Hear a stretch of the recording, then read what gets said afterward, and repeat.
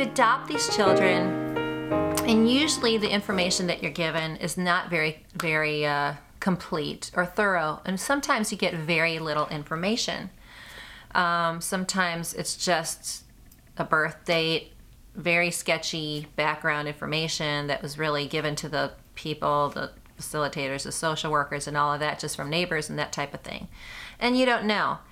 On top of that, your child doesn't speak English, so you can't really know that. On top of that, they may be suffering still from grief. Not only the grief of losing their parents, but the grief on leaving their country.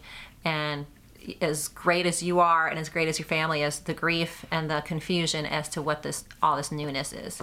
So it's not good to just try to press in for more information as they first come. The most important thing to establish is trust.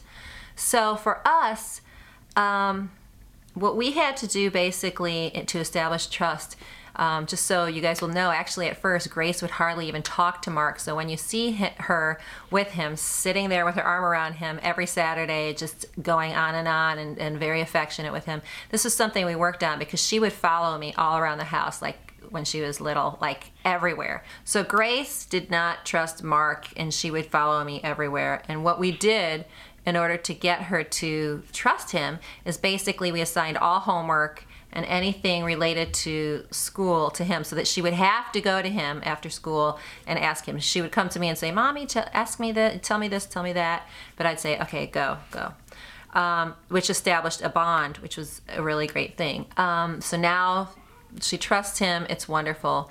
The memories, the other thing was that we needed to be able, while they were still learning English, to be able to get one really important message to them, because we learned later that Ella especially was really conflicted with her loyalty to her grandmother, who was still there, who had brought her to the orphanage and basically given her up for adoption, and us. So just could not take care of them. And I know that some of you say, well, why don't you just give all of your money to the grandparents or the grandmother?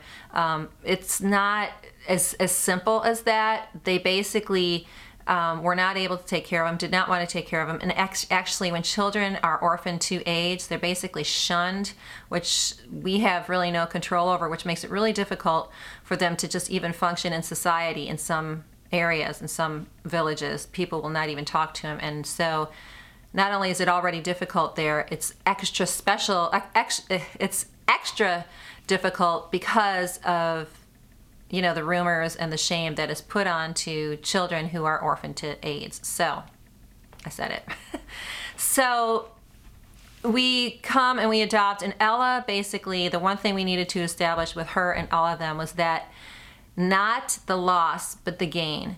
So obviously she needed to grieve the loss, but she also needed to understand how expansive the love was for her, that the grandmother loved her, that we loved her, that, you know, the people at the orphanage loved her, that she, rather than having this small family, that she had a large family that we were all connected to, not separate.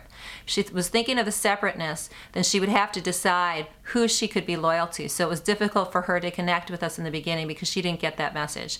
When we kept telling her, isn't it amazing how many people love you and how large your circle of love is, when she understood that concept, then trust came. So I'm getting back to the whole memory thing. How do you allow your children to create an environment for them to be able to express their past and things that actually are really important for you to know, whether it's for the doctor, whether it's for schooling, whether it's just for their psychological well-being? You just basically don't push, and you're patient, and you wait, and you make sure that they understand that they are with you forever and you love them unconditionally regardless of what those stories are. So it's amazing when they are able to express themselves. I'm going to tell you a few stories that probably will just boggle your mind out into the, I mean, they're just pretty incredible.